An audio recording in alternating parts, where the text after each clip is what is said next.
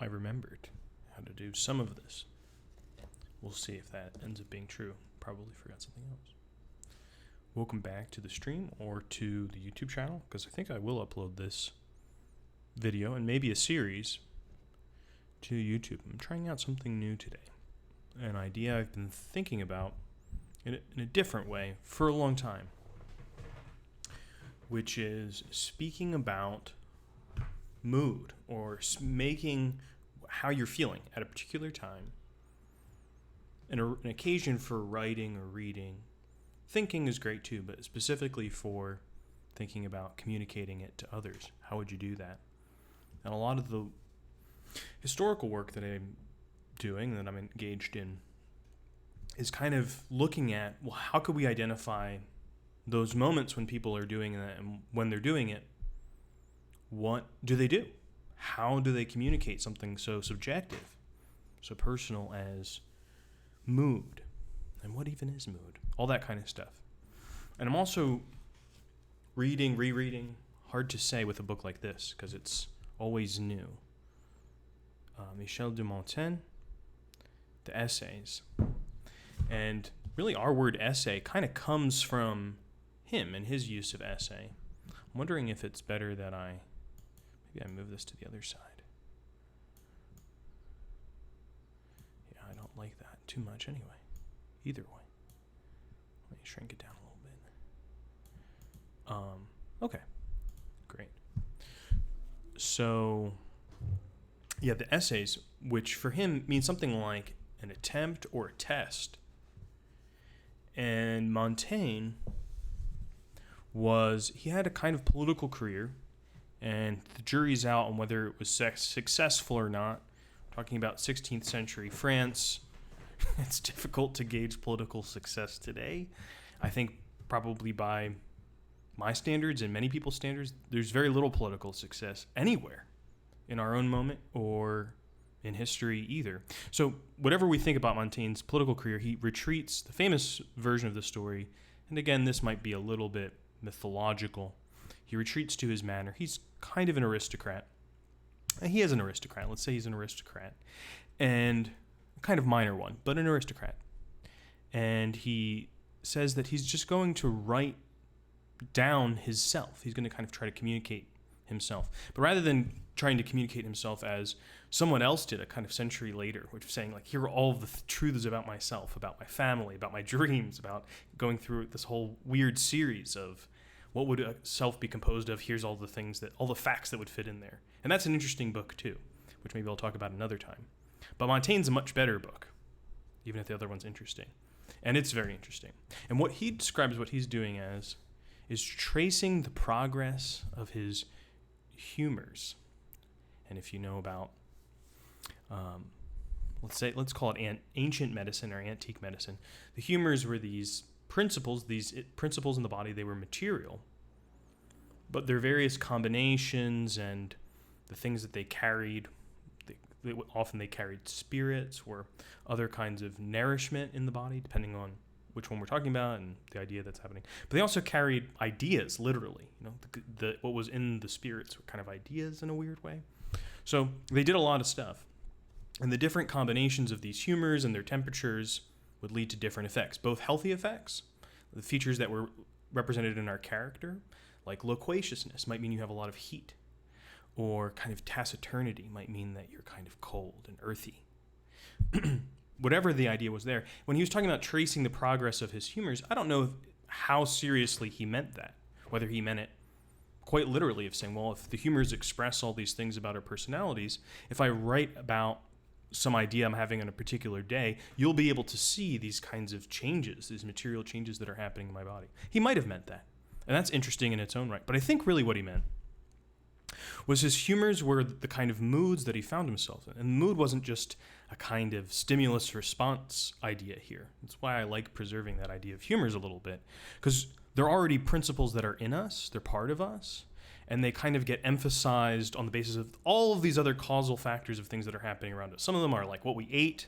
I just had some kimchi, which is great. I'm having some water with ginger. But I'm definitely going here on the basis of ancient medicine for something kind of heated trying to heat my body up in this kind of way. But I'm not really trying to heat my body because it's pretty hot in here. I'm trying to maybe heat my spirit, kind of lift my spirits a little bit. So sometimes I make that association. Oh, a little bit of ginger kind of will pick me up, something like that.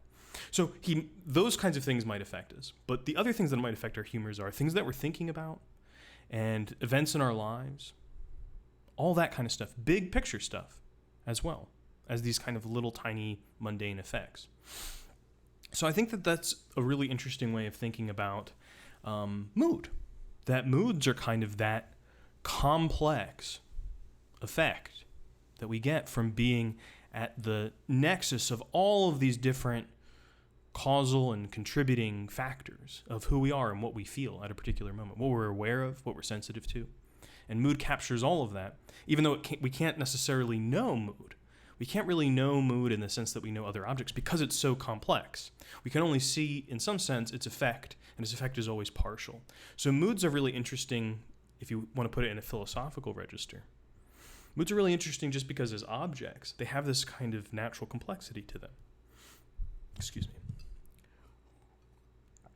So they have all this stuff that's in them. There's a lot of material in there. And so if we wanted to talk about stuff in general, what we might do is talk about our moods. And so when Montaigne writes his essays, one of the reasons why in English, it gets adopted earlier than our moment, but one of the reasons why we talk about essays as just a general category of writing, there's a long history to that. You can write an essay on anything.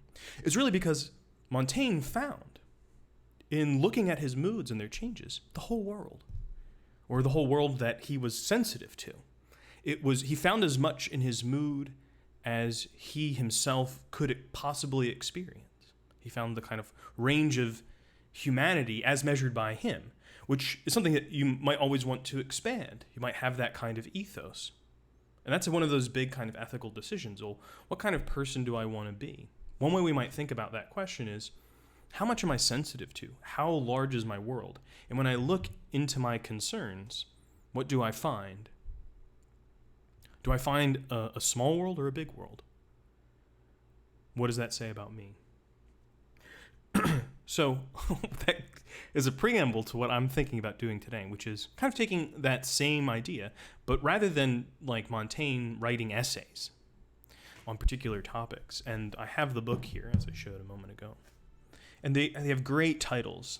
The taste of good and evil things depends on our opinion. Something like that. The hour of parleying is dangerous.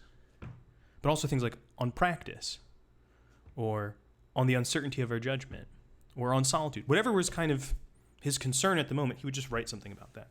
Rather than kind of taking it as a topic and saying, oh, I'm going to talk about this, I'm really just going to name the mood and talk out of whatever that brings me. And try to understand it in light of not just what's happened in my own life, but in part of those larger order concerns. I don't love that phrase, to be honest. Larger order concerns. It doesn't mean that things that are personal are less important, but things that are more publicly accessible, I guess. How to understand my mood in that public way, which is part of also the performance here, which is to do this for a public of maybe right now 1 or 2 people. But it doesn't, even if I were just doing this as a practice run and wasn't streaming it live, probably something I'll regret later. But if I weren't streaming it live, it would still be public to try to communicate in a certain way, to try to make something common. And so if we do that through speech or if we do that through writing, we're probably already giving a public character to it even before it's published, quote unquote published. So also, part of the thing that I'm doing here, and one of the reasons why I do want it to be live, is I hope whoever ends up here or finds their way here will talk about what they're feeling or anything that comes to mind. And then that'll be another way that it'll generate discourse. You might say, well, look, I don't think that's really a big problem. You're looking for all these ways to generate discourse. There's a lot of discourse. The discourse is happening on Twitter, on Instagram, on the news, on the radio, in WhatsApp groups, wherever you may be, on Discord, on Twitch. There's tons of discourse.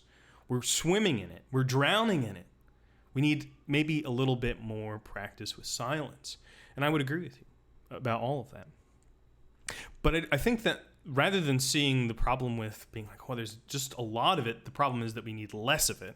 That's kind of the wrong attitude, I think. So if you think about art as an analogy, periods where art, I think, is really strong and flourishes are also the periods that produce the most bad art. That you don't really have great art in any period unless there's tons of art happening. And that means there's mostly going to be bad art in most cases. So one thing I was thinking about recently was how depressing movie productions are today. So depressing. There's so much schlock and almost nothing else. And I think one of the things that's happened, probably for financial reasons, is that the studios, because they're going with sequels, remakes, comic book movies, things that are really sure bets, even if they're big bets, they're pretty safe. They're doing all that kind of stuff. And it's harder to get financing for any other kind of smaller project. So I miss the era where there were a lot of B movies. I don't actually know. Maybe there are. Maybe I'm totally ignorant of it. But I don't really think that there's a lot of B movies today at that scale of production. So I think that's part of the reason why movies are so bad. There's no other kind of element of the culture. The only game in town is the big Hollywood studio, at least, here. Whereas in Nollywood, Nigeria's still burgeoning, growing, smaller, but really significant. I think after Bollywood, Hollywood, Bollywood, Nollywood, the Nigerian film industry is probably the largest one in the world. And a lot of it's happening on camcorders. It's happening on very basic budget kinds of equipment and crews. And it's developing its own techniques, but a lot of it kind of does look like those old B movies from the American 70s and 80s, 90s. And that kind of B-movie aesthetic, I think, produces a lot of interesting, creative stuff.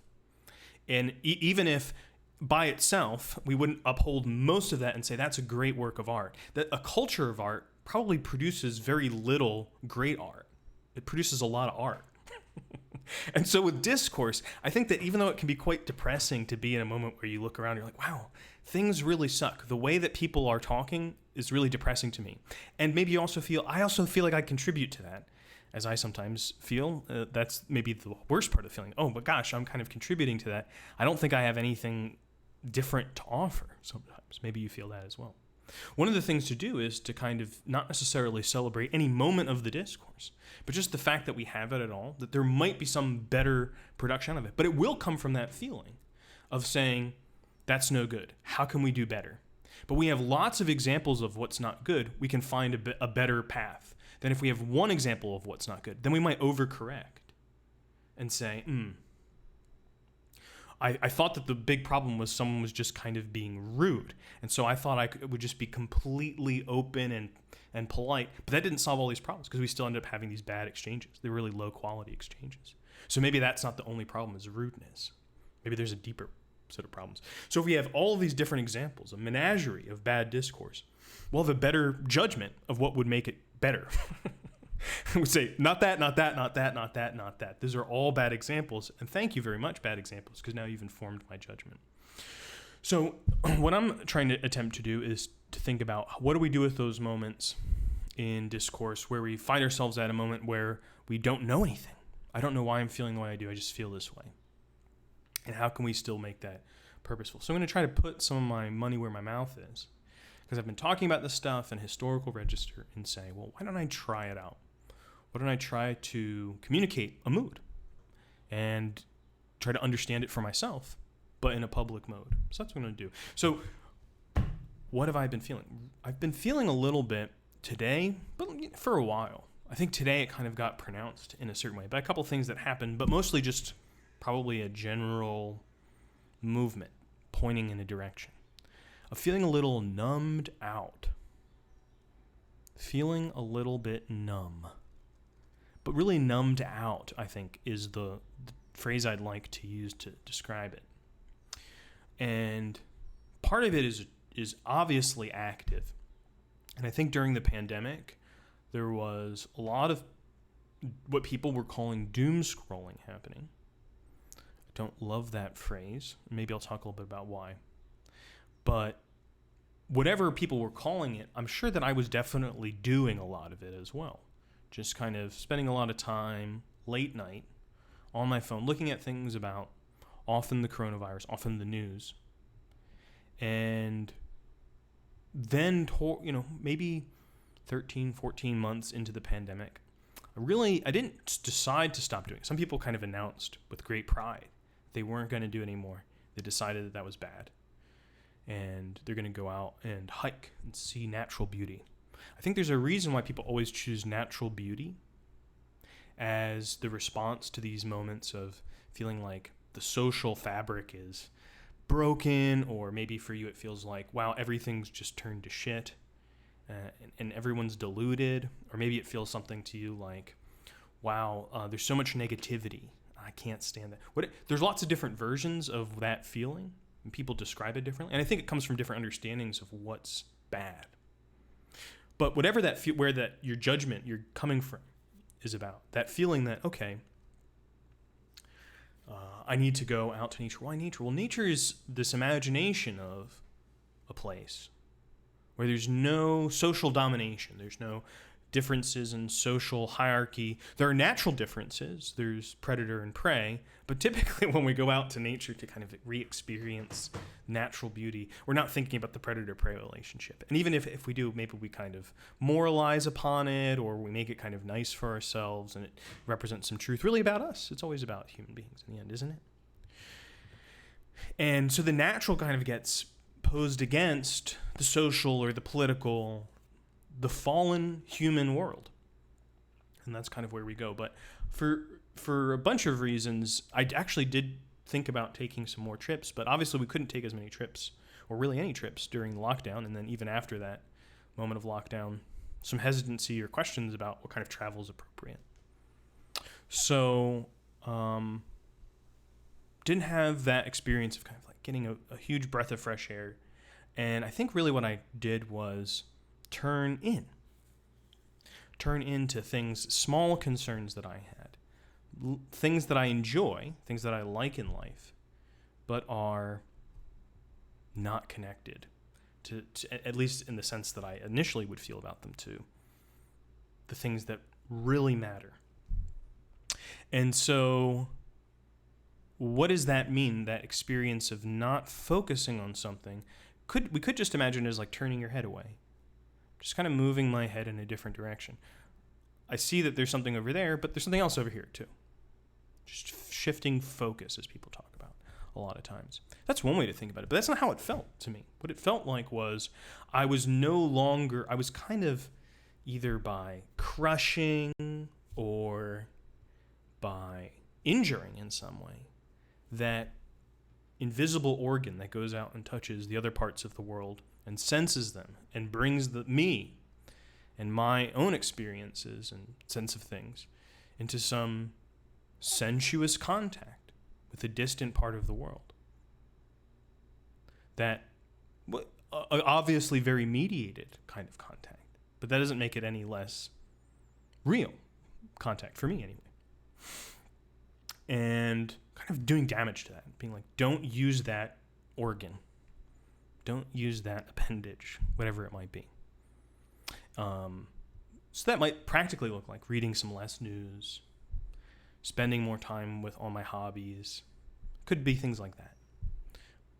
But now I'm kind of feeling like, how would I start to move that appendage again? Because I don't want to continue to feel numbed out. I feel like my world's gotten a little bit smaller. One thing that I think could be a potential way out of this mood would be to find in those other things that I've gotten greater focus on, how do those smaller things have significance or could speak to those larger concerns, that broader world out there? How might those things be connected? And that might not be obvious. It might be a kind of weird thing. Maybe your hobby is something like, I really like baking lots of sourdough bread. That's the thing that I was doing all over the pandemic, and I found I really love it. And I think that bread is alive, and it has yeast in it. But even unleavened breads have a kind of life for me, the way it feels. It's saturated with all these memories. It's really comforting. A lot of people have found a lot of comfort in bread, for instance. Sometimes too much comfort looking at my own stomach.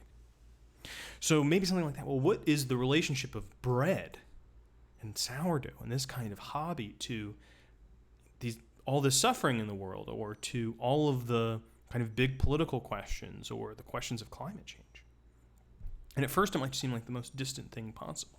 There might be absolutely no relation. But maybe actually there is some relationship between bread and climate change, for instance. Thinking about how certain kinds of sustainable practices for growing wheat or growing other kinds of grains or corns to be made for bread could be something that you offer to others. Say, this is a way to do it that we can always do. We have to be, maybe we're thinking that we're living on a floodplain in the near future. What kind of things can grow there? What kinds of ways can we adapt to that situation? Or maybe some of the questions, bread has so often been a political question. Peace, land, bread. It's in a lot of the slogans. Oh, is that my phone? Oh. Sorry about that. That was my phone. I was like, where's that noise coming from? So, yeah, that kind of a thing. What's the political connection to your own bread practice? Like, well, where's all this stuff coming from? Where am I currently getting it from? Where's my yeast coming from? What's the supply chain that brought it to me? And maybe thinking about those material connections that you have and those smaller aspects of your concern to the rest of the world. So I've tried that a little bit, thinking about how to connect some of those things to the broader concerns. But that didn't really do it for me, to be honest. I think it might for some people, which didn't really work for me. So it then became more of a question, or it's becoming a question, of what's the hesitancy that I'm feeling now to reconnect to some of those things. I think a lot of it has to do with a sense of purpose in the world. That one thing that doesn't really feel very purposeful to me is to just be feeling kind of hopeless, feeling a little hopeless about things. It's hard to go from hopelessness to, yes, I feel really connected to the world. I kind of feel alienated from that same world. So it felt to me like a little bit of a puzzle. How do I connect that sense of not really sure that I have any value to offer to the world, given the problems that I'm seeing, and also not really sure that I want to be a person that just says I have nothing to offer? What does that say about me? That's not great. So serious question. Lots of other, slightly more personal things in the background of that too. Questions about myself and where I am in life. Whether I've done enough. Whether I've achieved things that I feel like were worth my while. Whether I've used my time well, that I have. How much time do I have left? Those kinds of questions. I think they're good questions to ask. But it's not good in the sense of healthy. A lot of times people have this idea that there's something almost nutritious about these kinds of activities. It's good to be aware of your death. Like it's good to eat vegetables. I don't think it's quite like that. I think that in thinking about those questions of our existence and our purpose and our life, our basic orientation, and having a moment where we question, is this the orientation that I want? Is my life going where I want it to go? Or am I just riding on the rails? Am I just letting the wind take me wherever it goes? That might not be a bad thing. That might end up being the thing that you think, actually, the wind has its own kind of wisdom, and I'd rather be on the rails than off them. But it's still good to have that moment of reassessment, not because it's nourishing, but because if you don't have it, probably the only time you'll get to ask that question is in a moment of crisis. What does crisis really mean? It doesn't just mean really bad times. It means times that require a decision. And moments will confront you in your life. Well, you have to make a decision. And it'll be very clear that the possibilities are branching out into two incompatible futures. They might meet at some other point, but you can't foresee that. You can just tell that there's a difference. Maybe it's a choice about whether you follow someone in life. Maybe it's a choice about your faith. Maybe it's a choice about career. Those kinds of big choices in life, at the moment when you have to make them, there's probably a lot of other pressures. There's time pressures. There's pressures from other people's judgments. And so it's difficult in the moments of crisis to get clarity about orientation and direction. Where do you go in a crisis? for guidance? Well, a lot of people go to someone who's kind of removed from the situation. So why don't we do that, take those moments ourselves, those moments where we feel alienated from ourselves? Or maybe that's the place where actually we are the best counsel to ourselves. It seems a little bit odd to think that way. But a lot of times people in that moment of crisis, they need to clear their head. They go to maybe not somebody who doesn't care, someone who does care, but someone who's not involved in the actual elements of the decision that's being made. They go to their priest or their imam or their rabbi or their their temple leader or whoever it may be. They go to someone like that, someone who's in the community rather than someone who's just in the situation. Or maybe they go to an old friend. They need some advice, that kind of a thing. What do you think? Because you really know me from before. What would I have said then? You kind of ask those kinds of questions to people. We're moments where we're looking for counsel, we're looking for direction in our lives. We don't go to the people that are most immediately involved. So again, when I'm feeling that moment of disconnection from myself, of feeling like, wait a minute, am I on the right path here? Has my world become small? Am I doing enough? I like to see, and this is the thing I think does work for me better than trying to kind of reorient my perspective only and try to say, oh, well, the smaller concerns do have a connection to the light. That might work. Not for me so much. What is working a little bit more is saying, this moment has meaning and has value for that real serious question about the direction of your life. And at the moment where I'm feeling most unsure about it, is the moment when I can have the best conversation with myself. How does that relate to the feeling of being numb? Well, I think the feeling of being numb is kind of the literal physical feeling of being numb. When you lose sensation in your limb or your tooth or your foot or wherever it might be, either through artificial means or, God forbid, through natural means, which is usually not a good sign. Sometimes it's okay, but usually that's pretty dangerous. But let's go with the artificial one, where we're doing it for a good purpose. Why do we do that? Well, one obviously is to not feel pain. We don't want to feel pain. So if we can't feel, but you know that feeling of having anesthetic in your cheek or your hand or your back, wherever it may be, is not a feeling of no sensation. It's kind of a feeling of something not being where it ought to be, or something kind of not being as connected to you, because you can't move it around as easily. Your cheek kind of sags down to the side like that. Yeah. So for me, being numb fits with that metaphor. It's kind of recognizing that there are parts of myself that I'm not sure if they're fully integrated into the sense of myself that I want to have. It's a question about the parts of my life and the meaning of my life. How do they go together? And they don't feel like they're going together. And so that makes me reassess, to step back and say, do I believe the things that I used to believe? What's going on here that seems different? What's that part of me? How would I name that part of me? I think one of the things that I have become less excited about or excited to do, and which is maybe causing me the most angst, the most agita, but a kind of quiet one, that kind of feeling of just things numb, something's not moving the way it should, is a kind of sense of vibrancy in my interactions with other people in the world.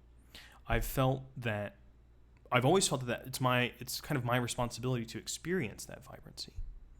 And for obvious reasons, again, during the Depression, that sense of vibrancy got dimmed for all of us, because we were all, not only were we isolated often, or we were in tiny units with people, but the whole world experienced that as well. Everyone kind of shrunk themselves a little bit, or felt a kind of their desperate connection to other people because they didn't have the money to pay the rent, or somebody died. And so the kind of connection that you felt with people, the connection that was most immediate and obvious was, holy crap, I'm dependent on all of these other people for my health, for my economic well-being, for my future employment, for my sense of not hating myself. Obviously there's a lot of mental health problems during the pandemic, and a lot of those were mental health problems of depression, of people who were being very, very critical of themselves, not feeling loved and connected to the world. So given all of that, wow, this is kind of dark, but given all that, I think my sense of like fearing maybe a little bit, I'm not even sure what I'm about to say, but maybe this is true. Fearing that in bringing some of that vibrancy, that it would be wrong, that it would be inappropriate at this moment to be looking for that, but also to even to provide it. But you can't be at a funeral for your whole life. Life can't become a funeral. So what do we do in this kind of thing? For me, it was kind of like, I'm going to retreat into the things that bring me joy by myself, because I'm not sure what kind of joy is ready to be shared with other people, but I can't live a joyless life. I think that's kind of what it is. But most of my joy does come from things that are shared. And I've really enjoyed those moments, and I'm feeling extremely grateful for the moments that I've had after lockdown, and also during lockdown, where I've been able to share joy with others. Those have been really special moments. And there have been, really quite a few, given how terrible things have been, quite a few of those. And so I'm very grateful for that. But the sense of spontaneity that one might kind of go out and find that wherever you may go, I don't believe it. I don't believe it right now. It feels fake. It feels weird. It feels quite strange. And I've had also a few of those experiences of being in public and feeling that people wanted to share joy and not really having the right language for it or the right means to express it in relationship to what had just come. And so what it felt like was being numb to all that other stuff. So what was it? Can't we feel these things at the same time? I think we can, of course. We can feel joy and, in some sense, our compassion for everything that has happened, for those who are unable to join us in our joys. But that's not a feeling you can hold easily together without starting to feel some of the complexities and contradictions of our shared existence, shared not always in a good way. We also share viruses and pollutions and problems, and we share views that are harmful. We share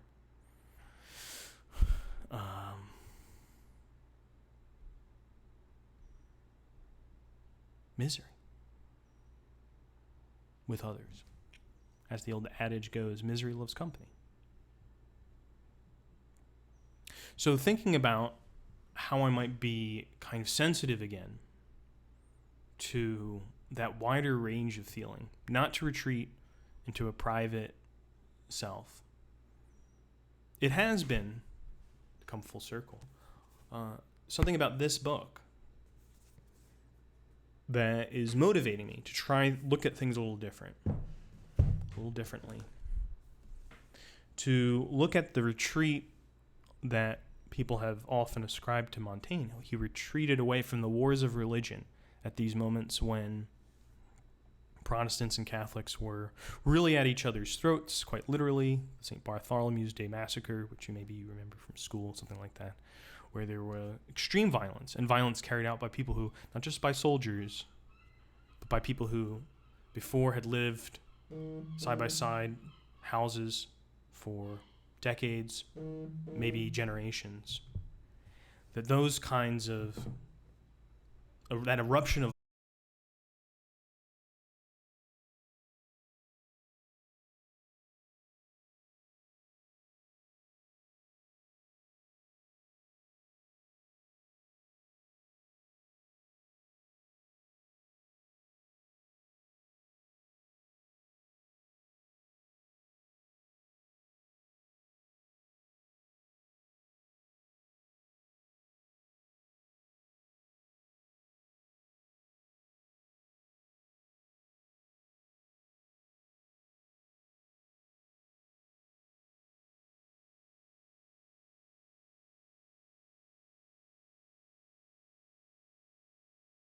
disappointing prospect. Oh, it just reconnected. So anyway, all of that was probably lost.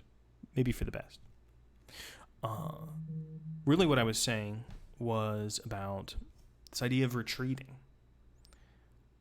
Well, now I'm led to another thought, because I've been playing a lot of chess during the pandemic, really all the time, but too much, really. But Not so much right now because I'm doing so badly. It's making it hard to keep being excited about playing because I've just been doing terribly, playing really dumb, bad chess. But retreating is often the best strategy. In lots of positions, probably almost in every game, there's going to be at least one position where the best move is a retreat.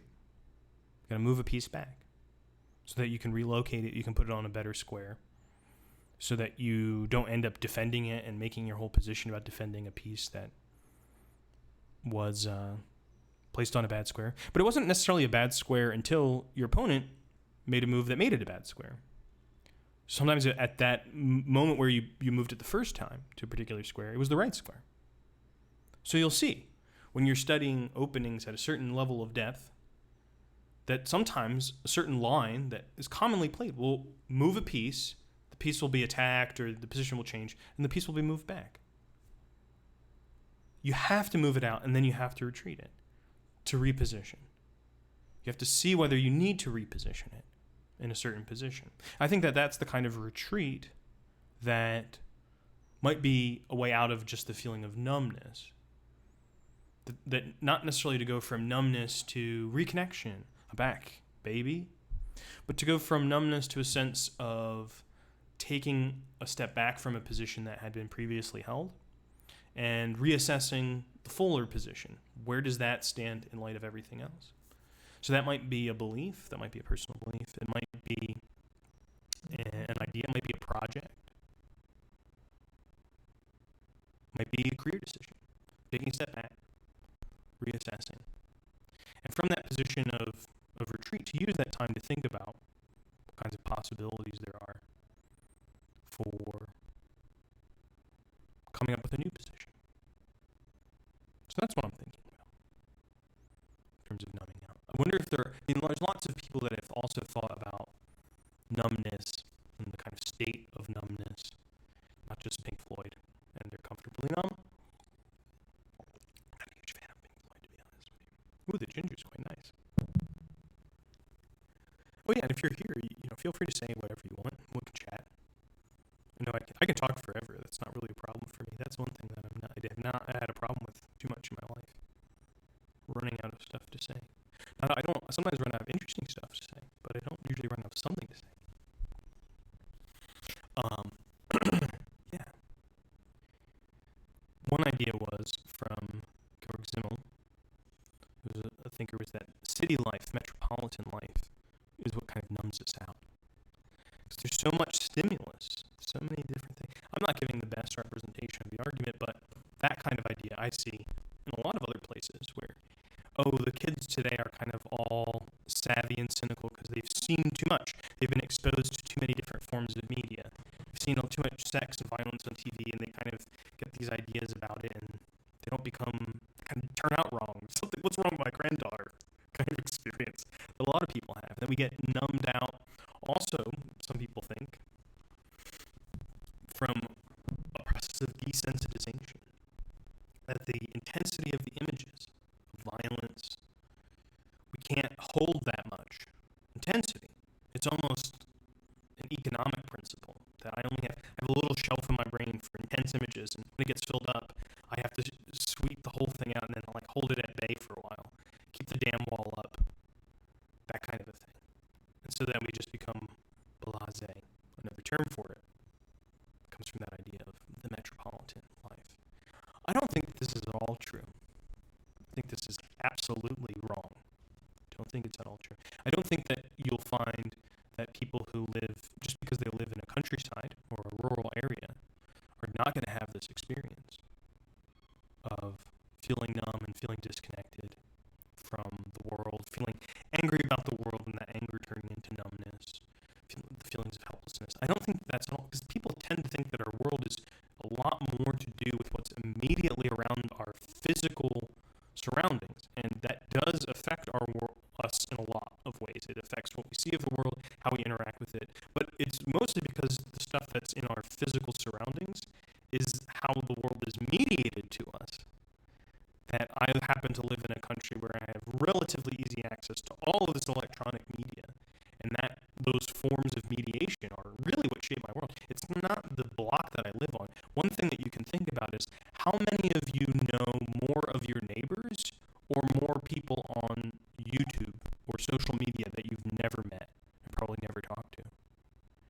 I'd say I'm going to guess every single one of you. Every single one, by orders of magnitude, know more people online than they know people who live right next to them. And it's not really all surprising, and it's not necessarily even bad. I don't think it's necessarily a bad thing. I think there is something that's lost, probably, from our ability to be easily and maybe even happily connected to those who live in proximity to us. We might see different kinds of possibilities for doing things together than the mere fact of our existences being proximate to one another. The fact that we might share a wall or a fence or a tree that we fight over every year. Something like that might not be the best way to be connected to people, it's just being near them, having to live and use the same sewage system or the same drains, same roads, same parking spots. Those kinds of things might really only lead to moments where we see each other in conflict. The only times we really have something we share is something that we're fighting over. Parking spots, mainly. So, an alternative to that would be to accept that our worlds are all mediated. And not just from media, and that terrible phrase that we're all saddled with now, meaning electronic media, broadcast media, whatever it is. But they're mediated by ourselves. That we're always seeing dragons in the clouds. We're always imagining what things mean as we see them. We don't just see sensations. We don't feel vibrations. We see things. We feel things. We hear things. We hear things that are shaped by an interpretation of what they are in the world, where they're coming from. Whether that's, I think it's a bird in the bush. Oh, it is actually a YouTube video of a bird. Or whether that's, I think you're coming at this from a hostile political attitude, but I'm only kind of barely hearing it. And based on that one word you used, I think I know where you're coming from. You wouldn't say that otherwise. That's not that different of a kind of interpretation, of hearing where something's coming from. Those are all mediations. So our world is mediated. It comes to us not immediately. Anything that is immediate means it's unmediated. It means that it's wrong, uninterpreted, unformed, unclear. We really far overvalue the immediate because we confuse the immediate with lots of other things that we value. We confuse the immediate with what's sincere or true, with what's most authentic. We also might confuse it with what's most erotic or what's most interesting, what's clearest. I don't think that this is ever the case. I think in all of those categories, the immediate is probably the farthest down the road. But there is something in that idea, which is our relationship to the world, that we want it to be unmediated, because we don't want to deal with communication. We don't want to deal with all of the tricks and problems that really come up through the fact that whatever world we have is a world that's meaning can change, can be reinterpreted, can be argued against. Others might not accept your particular interpretation. So for those reasons, we want it to be immediate. We want it just not to have all that complexity. Just give me the good stuff. So to take that back to this feeling of being numb, I think it is kind of related. The most immediate feeling that I've ever had is numbness. Nothing more immediate than that. Because it's not even being mediated through an experience that it's similar to anything else. Kind of numbness is one of those sui generis kinds of experiences. There's nothing else quite like it. Nothing quite like being totally numb. So that kind of immediacy of like, it's right there and it's not even there. It's so close that it's just itself. It has no relationship to me.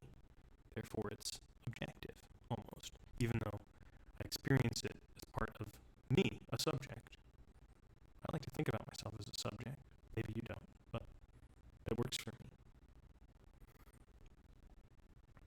accepting that those mediations aren't arbitrary, but also aren't necessary or firmly set. I think that's one of the most difficult aspects of our moral, you might say, I don't have a better, ethical education.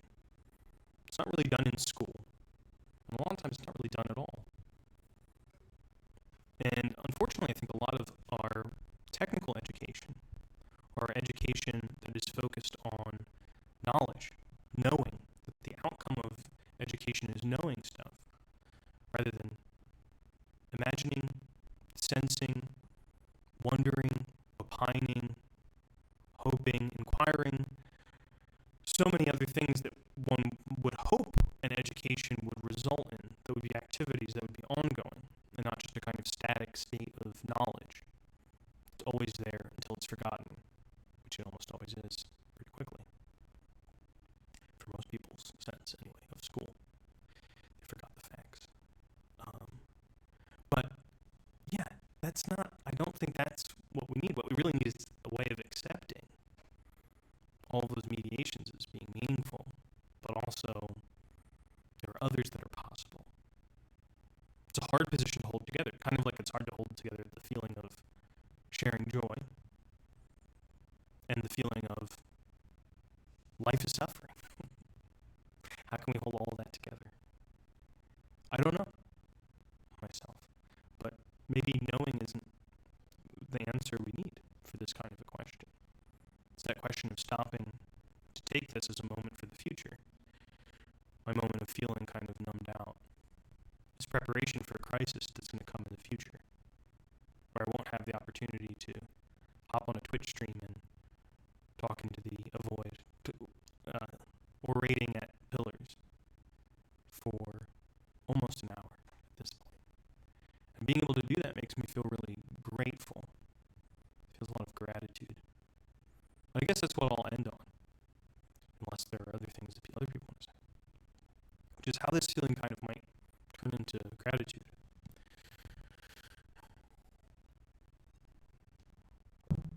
I think that when we think about gratitude, we should also think about where the word comes from, or at least an idea that's still in the term, which is grace. And of course, there's lots of theological and religious ideas about grace for many Christians, especially for many Protestant Christians. The idea of grace is really the presence of the divine in the world in real time, in lived time. So it has lots of peculiar theological arguments surrounding it, where it comes from, how it gets accepted. I don't mean grace in that sense. You could associate with that, and that's fine, but I don't think that's what I mean when I'm thinking about gratitude most of the time. I'm not thinking about grace in terms of a divine presence, at least in the sense that most people mean a divine presence. I'm thinking about grace in terms of one of its ideas that's located inside of it, you might say, which is freedom. That the thing that's, you even see this in French gratuit, that the thing that's free, you don't have to pay for it, or a gratuity, we still say that in English, right? Gratuity, that's grace. Gratuity, a thing that's done without needing to be done. A thing that's done, you could say, I don't think that this is the best. You could say done for its own sake, but here's the reason I don't think that's the best. The thing that's done without necessity isn't done just to be done. That's exactly why things are done from necessity. They have to be done. The thing that's done from grace is done so that it can be meaningful, to generate meaning, as opposed to generating an effect, a specific effect. A lot of times, people in even my field, unfortunately, who think about rhetoric, think about the production of speech as having an effect. I say something, you believe it. I say something, you don't believe it. Well, I guess I didn't do so well that time. That kind of a thing. So that the speech becomes a cause of some kind of idea or feeling in you, in the audience. I think really what speech does is it produces meaning. People's relationship to the meaning that is produced can be vastly different. And of course, we want to make meaning in light of that, in light of the fact that people will have a relationship to it. There's no meaning without that relationship. relationship. Meaning is the relationship. But nevertheless, it doesn't have to be done in order for some specific effect of persuasion or some specific effect of making you like me. Sometimes I just want to transmit a meaning to the world freely because I want it to be articulated. I want it to be said. I want it to be out there. I want people to be able to relate to it in some way. If they want to say that what you said was wrong, it was untrue, it was misleading, things like that shouldn't be said, that's fine. That's fine. In fact, I might agree with them if they can persuade me. Why? But then I also have some clarity about how that meaning might mean something different than I first thought. So meaning grows and it develops in that response, which is what makes it so unruly. It can't stop. Speech ends. The meaning doesn't. It lingers on.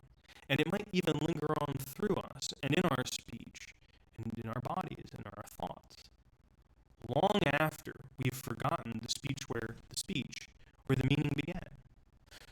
Lots of our ideas are formed by people who are totally anonymous, dead ancestors to our thoughts. So, feeling connected can be to the world as it is. Feeling connected I can be sensitive to the things that are happening out there in the news. But one of the things that I feel really grateful for, and why I feel like that sense of being numb to the rest of the world might lead to gratitude, is that it shows me that there are other ways of being related to the world. One which is being related to a world that is not yet. A world that could be different than what we have now, in lots of different ways. You can think about that as a utopia. It's kind of utopian feeling, which is all different. But utopias don't have to be so highly constructed that everyone has an image of every detail of a different world in their mind. But you can still have a feeling for it. And the fact that you can have a feeling for it kind of keeps it alive. That the meaning of that feeling is something that doesn't exist. But it exists as the meaning of a feeling. So that's really valuable, I think. Or could be valuable. Keep something alive. Maintain it. Or develop it. Or to allow it to kind of live the admittedly ghostly life of an idea that might have ramifications and effects that you'll never see, you'll never experience in your life, but might be helpful to other lives in the future. So that's one way of being related to the world that is not yet. Another way that we have of being related to the world is being related to a world different from our own that was. We're trying to understand what has happened in the world in light of where we are now, to see how that meaning developed, to give it new meaning. A lot of the times, again, when we think about the past, we think about, okay, well, it's necessary. It's necessary in the fact that it already happened. It can't be changed. It didn't necessarily have to happen that way. You might think that. But you might still feel, okay, sure, things could have gone differently, but it is what it is now. The past is past. But the meaning of the past is not past. What we know about it, what we believe about it, what we feel about what has happened, whether that's yesterday in our own lives or yesteryear in world history, the meaning of that might not even be invented yet. The meaning of certain ideas or events or things that have taken place might be waiting for you to come along and show what they mean, to uncover that meaning for others, so it can live that life. Those acts of grace that are freely done, not for advantage or profit, but to set loose the possibility of meaning in the world that's a little different, for me engender a lot of gratitude when I experience that grace from people in the past, from people in my life who remind me of it, remind me of that possibility that what can be cultivated there, and that even though I cannot necessarily have a life that has a great effect on the world, the sense of the world that I have and the meaning that I can put into it can be very great indeed. Because I know that for other people, they've given me that gift in my own life of showing me conversation, one book, sometimes in a moment of silence.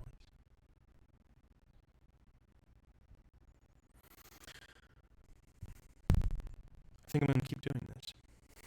See you at the next one.